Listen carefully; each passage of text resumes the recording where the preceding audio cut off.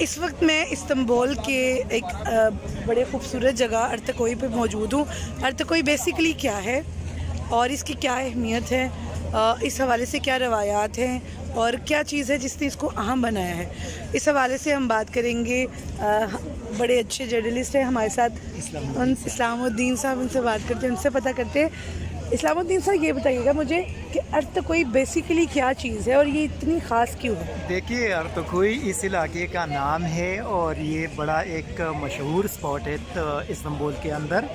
اس کی بنیادی چونکہ اہمیت یہ ہے کہ یہاں پہ یہ باسپورس برج موجود ہے، اور باسپورس برج جو ہے یہ یورپین سائڈ اور ایشین سائڈ کو آپس میں ملاتے ہیں۔ اس وقت ہم یورپین سائڈ پہ موجود ہیں، جو ہمارے بالکل سامنے ہے یہ ہے ایشین سائڈ، ٹھیک ہے، جو ترکی کے حوالے سے کہا جاتا ہے کہ ہاف ترکی جو ہے وہ یورپ میں ہے اور ہاف ترکی ایشیا میں ہے، تو یہ وہ برج ہے جو یورپ اور ایشیا کو یہاں پہ ملاتے ہیں۔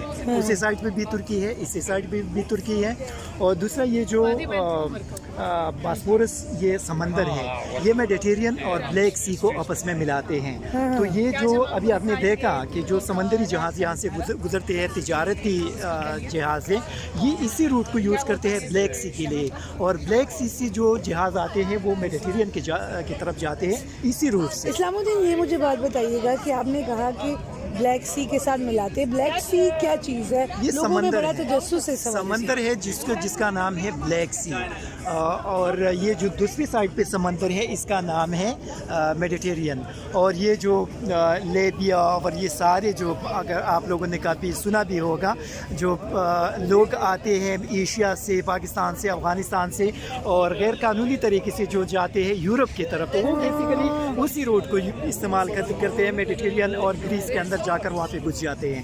تو بیسیکلی یہ وہی روٹ ہے جہاں سے لوگ چلے جاتے ہیں۔ یہ جو کہا جاتا ہے کہ ترکی کے راستے آگے انہوں نے غیر قانونی طور پر جانے کی کوشش کی، تو وہ ہجرت کرنے والے لوگ اسی راستے سے آگے جاتے ہیں اور پھر وہ یورپ کے اندر داخل ہو جاتے ہیں۔ تو بیسیکلی اسی روٹ کو وہ یوز کرتے ہیں میڈیٹرین اور یورپ کے اندر پہنچنے کے لیے۔ تو اسی وجہ سے اس کا بڑا اہمیت ہے، اور اس کا ایک اور بھی اہمیت ہے، یہ جو ابھی جو بحری جہاز یہاں سے گزرتے ہیں تو ان سے ٹرکش گورنمنٹ وہ ٹیکس نہیں لیتا۔ اس کی بنیادی وجہ یہ ہے کہ جو 100 سالہ ایک ایگریمنٹ ترکی کا ہوا تھا یورپ اور ان ممالک کے ساتھ، وہ 2023 میں ختم ہو جائے گا۔